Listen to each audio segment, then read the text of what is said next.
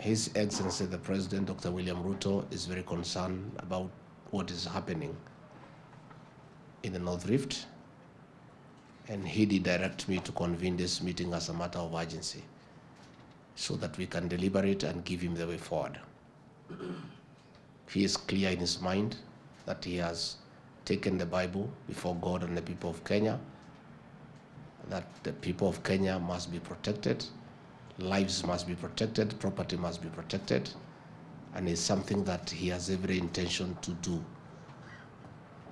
You are aware during our campaigning period, I went throughout the North Rift. I was in Iten, I was in Cabranet, I was everywhere, and I gave an undertaking on behalf of my boss that once we are elected and sworn into office, we'll sort out the insecurity issues in Kerio Valley once and for all. I had even indicated last Saturday that I would call this meeting. And by that time, the events of that Saturday morning had not come to our attention. It was part of what we had planned to do, and I had indicated that we are waiting for the appointment of CS Interior and the other officers before we do the meeting. But the events of that morning have made it necessary for us to convene so that we can deliberate on the short-term measures we need to take to restore sanity in that area.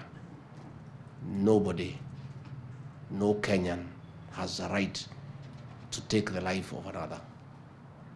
No Kenyan has the right to destroy property belonging to another person. The Constitution is very clear that life is sacred. We have sufficient laws to deal with these matters. What has been lacking is the political goodwill. And I want to assure you that President William Ruto has given a commitment that he'll apply his office and what goes with it to ensure that peace and security is restored and people can go on with their economic activities without hindrance. Children can go to school without fear,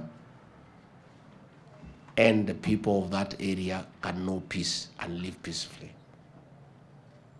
I want to say I know emotions are very high in Turkana County.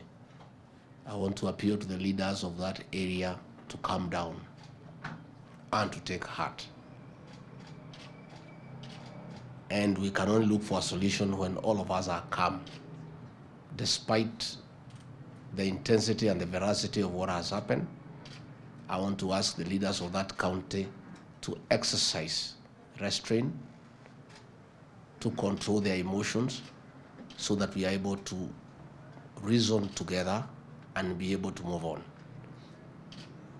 We as a national government are equally aggrieved. The police service is in distress. The commandant of GSU is heartbroken. We have lost 8 officers in one sweep. As much as the people of Turkana County are aggrieved, our officers are equally aggrieved.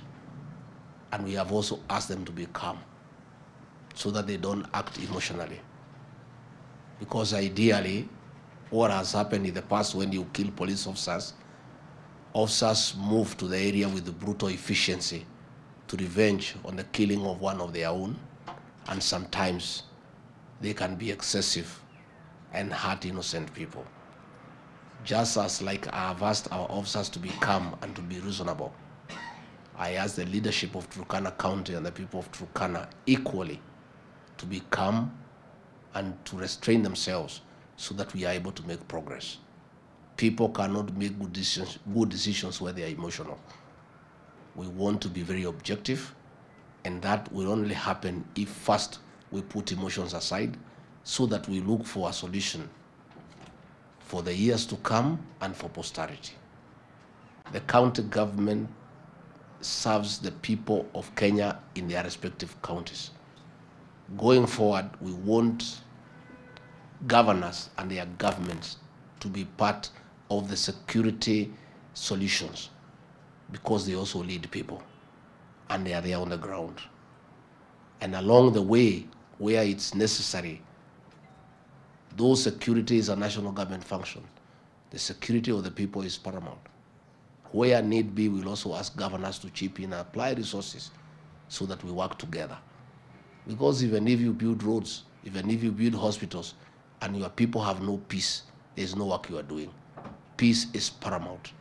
And therefore, along the way, I'll be inviting governors for a very robust and candid discussion on what role they can play so that we work together with the national government.